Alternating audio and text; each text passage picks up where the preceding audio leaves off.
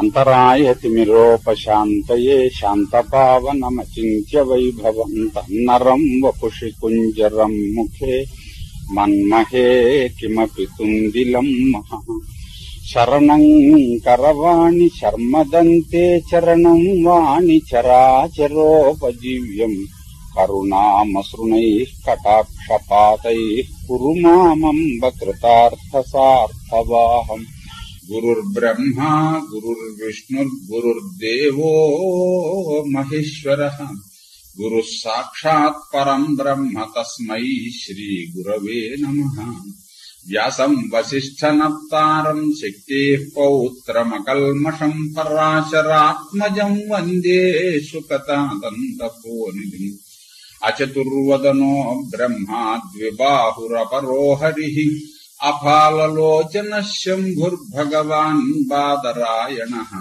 వంశీ విభూషితకరాన్నవనీరదాభాత్ పీతాంబరాదరుణబింబఫలాధరోష్ఠాత్ పూర్ణేందు సుందరముఖాదరవిందనేత్రాత్ కృష్ణాత్ పరం కిమపి తత్వమహం న జానే గోష్పదీకృతవారాశిం మశకీకృతరాక్షసం రామాయణ మహామాలారత్నం వందే నీలాత్మజం ఆపదామపహర్తారం దాతారం సర్వసంపదాం లోకాభిరామం శ్రీరామం భూయో భూయో నమామ్యాం పూజ్యాయ రాఘవేంద్రాయ సత్యధర్మరతాయ చ భజతాం కల్పవృక్షాయ నమతాం కామధేనవే నారాయణం నమస్కృత్య నరం చైవ నరోత్తమం దేవీం సరస్వతీం వ్యాసం తతో జయముదీరయేత్.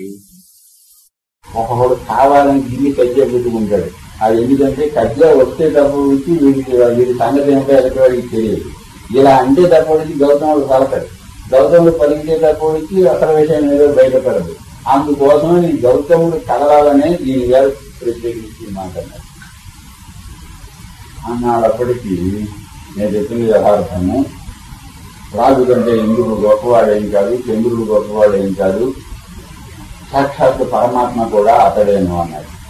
అందులో మళ్ళీ ఆ మాట ఏంటావు ఎలా అవుతాడు అని మనకిద్దరికీ వివాదం వచ్చింది. ఇక నేను ఎన్నిసార్లు అన్నా నా మాటే నేనంటా, నువ్వు ఎన్నిసార్లు అన్నా నీ మాటే నువ్వు అంటావు. మనం కొంచెం పెద్దవాడిని ఎవరినన్నా మన ఇద్దరము కాని వాడిని ఒకడిని వెళ్ళి మనం అడిగితే వాళ్ళు ఏం చెబితారో వింటే బాగుంటుంది. వాడు ఎందుకు చిన్నవాడు ఎందుకు సనత్కుమారుని అడుగుదాం, అంతకంటే జ్ఞాని ఇంకొకడు లేడు కదా అని. సరే సనత్కుమారుడు దగ్గరికి వెళ్ళి ఈ మాట అడిగారు. అడిగేటప్పటికీ ఇలా అన్నాడా ఇతను అన్నట్టు. అవును అన్నాడు. ఆహాహా ఎంత చక్కగా చెప్పాడు. అతను చెప్పింది సత్యం, అతని చెప్పింది సత్యము అన్నట్టు ఆయన. ఎలా నువ్వు గౌతముడు తెల్లబోయాడు. సనత్కుమారుడు జ్ఞాని కదా, దేవుని ఏం పొగరికా అని చెప్పని అనేస్తాడని చెప్పనేమో ఈయన అనుకున్నాడు. ఈయన ఏం చేస్తాడు? వర్షం దర్శింపజేస్తాడు. ఈ వర్షము ద్వారా లోకాలను ఒకటి పోషిస్తాడు. అంటే జనానికి ఆహారం మొదలైనవి అందించేటటువంటి పని ఇంద్రుడు చేసేటటువంటి పని. రాజు ఏం చేస్తాడు? వానలు కురవనివ్వండి, కురవకు పోనివ్వండి. అక్కడ కరువు వచ్చింది, తిండి లేవు. రైలు మీదో బళ్ళ మీదో వేట్ల మీదో ఇక్కడి నుంచి అక్కడికి పంపిస్తాడు. ఆ జనాన్ని పోషిస్తాడు, వాళ్ళని చచ్చిపోని బట్టి. అలాగా ఇంద్రుడు ఏ విధంగా పోషిస్తూ ఉంటాడో రాజు ఆ విధంగా, పరిపాలకుడు ఆ విధంగా పోషిస్తాడు. అంటే నువ్వు ఇంద్రుడు అనడంలో తప్పు. నువ్వు చంద్రుడు అన్నాడు అంటే అందరినీ ఆహ్లాదపరిచేవాడు అని అర్థం. చంద్రుడు అనే మాటకి అర్థం ప్రహ్లాదన చంద్ర, అందరినీ సంతోషపెట్టేవాడు కనుక, ఆహ్లాదపరిచేవాడు కనుక చంద్రుడు. పరిపాలకుని యొక్క లక్ష్యము కూడా అదే. ప్రతివాడు తన రాజ్యంలో ఉన్న ప్రతివాడు సంతోషించేటట్టు చేయడమే పరిపాలకుడు. అంతేత నువ్వు చంద్రుడు అన్నాడు. అందరినీ నువ్వు సంతోషపెట్టేటట్టుగా పరిపాలన చేస్తావు అని చెప్పన్నాడు. నువ్వే పరమాత్మవు అని అన్నాడు. పరమాత్మ అంటే ఏమిటి? అతడు లేనటువంటి ప్రదేశం లేదు, అతడు కానటువంటి ప్రదేశం లేదు, అతనికి పరాయి వాళ్ళు లేరు, అందరూ కూడా అతనికి కావలసినటువంటి వాళ్ళు లేరు. రాజు కూడా అలాగే పక్షపాత బుద్ధితోటి ఆయన గారు వ్యవహరించడానికి వీలు లేదు. ఇక్కడ ఆయన ఆజ్ఞ చెల్లుతుంది, ఇక్కడ ఆయన ఆజ్ఞ చెల్లదు అని అనడానికి వీలు లేదు. ఈ విధంగా చూస్తే పరిపాలకుడు పరమాత్మ ఎందుకు కాడు అన్నారు. చెప్పుకున్నాము. మహారాజు గారికి మహానందం. ఆనందం అయింది. అయ్యా ఇంతవరకు నన్ను ఇలా ప్రశంసించినటువంటి వాడు ప్రశంసించి ఇంత చక్కగా మళ్ళీ ఇతరులు ఆక్షేపిస్తే దానికి సమాధానం మరొకరు మాట్లాడడానికి వీలు లేకుండా దాన్ని రుజువు చేసుకున్నటువంటి వాడు లేదు. అంచేత నువ్వు మహానుభావుడు, నీకేం కావాలి అని అంటారు. నాకేం అక్కర్లేదు, నాకేమీ అక్కర్లేకుండా పోదామని నేను అనుకుంటే వాళ్ళు నా తీకి పట్టుకున్నారు, వాళ్ళకి ఏం కావాలో వాళ్ళకి నువ్వు ఏర్పాటు చెయ్యి, నేను పోతాను అన్నాడు. సరే ఆయన ఆ ఏర్పాట్లు అన్నీ చేశాడు. నేను బయలుదేరిపోయాడు. ఇలాగ లోక సంగ్రహం కోసమని ప్రయత్నం చేసి ఎటువంటి ఇబ్బంది అయినా వచ్చినప్పటికీ కూడా దాన్ని ఎదుర్కొని చేసేటటువంటి మహానుభావులు ఉన్నారు. ద్వాపరమేమో చివరకు వచ్చింది, ఈ తర్వాత ఏమో కలియుగం వచ్చి పడిపోతుంది అన్నాడు. అసలు ఈ యుగములు అవి ఎలా ఉంటాయి ఏమిటి, నువ్వు చాలా పెద్దవాడవు కదా, చాలా ప్రళయములు వాటిని చూసుంటావు కదా అంటే లోక ధర్మములు అన్నింటినీ, యుగ ధర్మములు అన్నింటినీ కూడా మనకు ఆంజనేయులు వారు చెప్పినట్లుగానే ఈయన గారు కూడా ఒకసారి చెప్పారు. కలిలో వచ్చేటటువంటి విశేషములు అన్ని కూడా ప్రత్యేకించి కలియుగంలో వచ్చేటటువంటి విశేషములను అన్నింటినీ కూడా చెప్పాడు. ఎంత ఘోరమైనటువంటి కలి ప్రవర్తిస్తుందో ఇదంతా కూడా చెప్పాడు. చెప్పి ఇలాంటి ఘోరమైన కాలం వెళ్ళిపోయిన తర్వాత ప్రళయం వస్తుంది అని ఎక్కడ ఉన్న నీరైనా సృష్టించడము. కలియుగంలో చెప్పిన లక్షణాల్లో ఏమంటే సముద్రంలో నీళ్లు కూడా జనం తాగేస్తారు అన్నారు. మనం చేస్తున్నాంగా ఇప్పుడు తీసేసి దాంట్లోంచి వచ్చేటట్లుగా చేస్తున్నాం. ఇలాగ అనేకమైన విశేషములు మనం ఏమి జరుగుతున్నాయో అవన్నీ కూడా చెప్పాడు. 6-7 ఏళ్ళు వయస్సు వచ్చేటప్పటికీ గర్భవతులు అవుతారు కన్యలు అని చెప్పాడు. అమెరికాలో మనకు రోజు 8,000 మంది ఉన్నారు, 8 లక్షల మంది ఉన్నారు అనే లెక్కలు మనం వింటున్నాం. ఇవన్నీ కూడా చూసి చెప్పినట్లుగా రాబోయేటటువంటి విశేషములను అన్నింటినీ కూడా చెప్తారు. పెద్దవాళ్ళు మాట చిన్నవాళ్ళు ఎందుకు వినాలి అని అంటారు సార్, తల్లిదండ్రుల మాట ఎందుకు వినాలి అంటారు సార్, గురువు మాట ఎందుకు వినాలి అంటారు సార్. ఇవన్నీ కూడా అతడు చెప్పుకుంటూ వచ్చాడు. ఇందులో ఇంకొక అద్భుతమైన మాట చెప్పారు. కలియుగంలో మనుషులు ధర్మం అంటే పరాణముఖులై ఉంటారు పూర్తిగా. ధర్మం వైపు అసలు దృష్టి పోదన్నాడు. ఇది కలి లక్షణం ప్రధానంగాను అన్నాడు. చాలా మందికి జరిగింది. ఇది ఈ యుగంలో ఉండేటటువంటి ముఖ్యమైనటువంటి లక్షణం. మరి ద్వాపర యుగం దగ్గరికి వచ్చేటప్పటికిట వాడు కొంచెం చేస్తాడు, కొంచెం చెయ్యడు.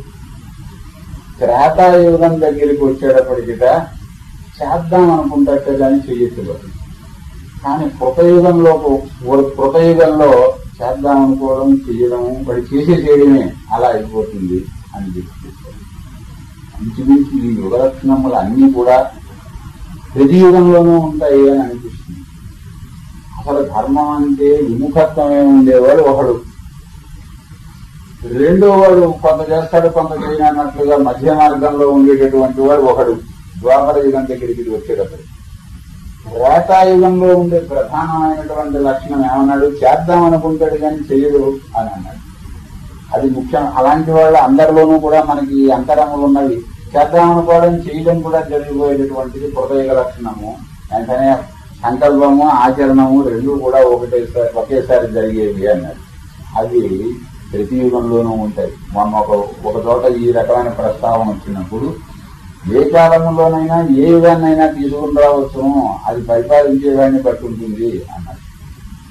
ధర్మరాజు గారు పరిపాలన చేస్తూ ఉంటే పుటలక్షణుడై చెలంగగా ద్వాపర లక్షణుండనగవచ్చునకు అల ధర్మనందను అన్నాడు. కృతయుగ లక్షణం వచ్చి వేసింది. అంత చక్కగా పరిపాలన చేశాడు ధర్మరాజు గారు పరిపాలన చేసే కాలంలోనూ. ఈ విధంగా యుగ లక్షణములను కూడా ఈయన చెప్పి ప్రళయం వస్తుందని, ఆ ప్రళయాంతంలో అంతా కూడా ఏకారణం అయిపోతుంది. ఆ ఏకారణమైన సందర్భమును నేను చూశాను కూడాను అని ఏకారణమైన సందర్భాన్ని వర్ణించాడు. ఈయన అలసిపోయి హడిలిపోయి తిరుగుతున్నట్టు. తిరుగుతూ ఉంటే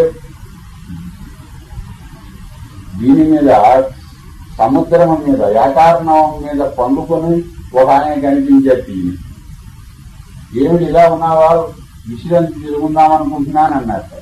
అయితే నువ్వు లోపలికి వెళ్ళమని ఆయన గారు తన లోపలికి పంపించేది. ఈయన గారు లోపల లోకాలన్నింటినీ కూడా చూసేట మళ్ళీ సముద్ర జలంలో మునిగిపోయిందని ఏదనుకుంటున్నాడో, ఈ ఇంతకంటే పెద్ద విశ్వం లోపల ఉంది. అదంతా తిరిగి మళ్ళీ బయటకు వచ్చేటప్పటికి ఈయన గారు అలాగే ఉన్నట్ట. చూశాను ఇందాక నుంచి ఈయన చూస్తూ ఉంటే ఎక్కడ చూశానా అని అనుకున్నాను. ఆయన ఈయనయ్యా. అప్పుడు నేను సముద్రంలో ఎవరిలో ప్రవేశించి లోపల కూడా లోకాలను చూసొచ్చి మళ్ళీ యువతలకు వచ్చాను. కొంచెం వేషం మార్చాడంటే అప్పటికి ఇప్పటికిను. ఇప్పుడు కొంచెం నెమలి పీఠం అవి పెట్టుకున్నాడు. అప్పుడేమో ఇంకొక రూపంలో ఉన్నాడు. కానీ మనిషి మాత్రం అతడు ఇతడు ఒక్కడేను. ఇటువంటి వాడు నీకు మార్గదర్శకుడుగా దొరకడం కంటే ఇంక కావాల్సింది ఏం లేదు. ఈ శ్రీకృష్ణ పరమాత్మ నీకు మార్గదర్శకుడుగా అంటే ఉంటే ఇంకా నాగోడిగా అడుగుతున్నావా అన్న తర్వాత పాండవులకు అందరికీ కుతూహలం వచ్చింది. సామాన్యంగా ఏదైనా విషయం తెలుసుకుందాం అనుకునేవాళ్ళు ముసలాల చుట్టూ చేరుతూ ఉంటారు. ఎందుకంటే వాళ్ళు చెప్పడం ప్రారంభిస్తే ఇంకా వదిలేద్దామని చెప్పని అనిపించదు. అది లేకపోతే ఊరికే చంపుతున్నాడు బాబు వీడి కంటపడకుండా పోవడం ఎలాగని తప్పుకుంటారు అనుకోండి. అది వేరు. వాళ్ళు సినిమాకి వెళతామన్నప్పుడు కనుక సినిమాకి వెళ్ళనిస్తూ ఉంటే కుర్రాలని కాస్త కూర్చొని కాసేపు కబుర్లు చెప్పామంటే మనం మళ్ళీ ఇంకో సినిమాకి పంపిస్తాడు అని వస్తూ ఉంటారు. పంచపాండవులు ప్రశ్న వేశారు. ఈసారి మార్కండేయ మహర్షిని ఈ వివరాలు చెప్పగాను ఏదైనా చెప్పొచ్చు. కానీ నేను ప్రళయాన్ని చూశాను. ప్రళయంలో అంతా పోయిన తర్వాత మర్యాద మీద పడుకుని ఒకరు కనిపించాడు. వాడే వీడు అని ఇలాంటి కబుర్లు చెప్పడం ప్రారంభించేటప్పటికి ఇంకేం ఎంత ఉన్నాయో ఈ దగ్గర మరి కష్ట విందాము అని చెప్పని అనిపిస్తుంది. అందుకని వాళ్ళు అన్నారట, అవునండి మీరు ప్రళయం చూశామన్నారు, మళ్లీ సృష్టి చూశామన్నారు. ఇలాంటి ఒక ప్రళయం కాదు, ఒక దృష్టి కాదు, చాలా చూశామన్నారు కదా. లోకల్లో కల్లా మీరు పెద్దవాళ్ళ, మీకెందుకు పెద్దవాళ్ళు ఇంకెవరైనా ఉన్నారా అని ప్రశ్న వేశారు. నాకంటే కూడా పెద్దవాళ్ళు ఉన్నారు అన్నట్టు మార్కండేయ. స్వస్తి ప్రజాభ్య పరిపాలయంతాం న్యాయేన మార్గేణ మహీం మహిషా. గోబ్రాహ్మణేభ్యో శుభమస్తు నిత్యం. లోకాః సమస్తాః సుఖినో భవంతు.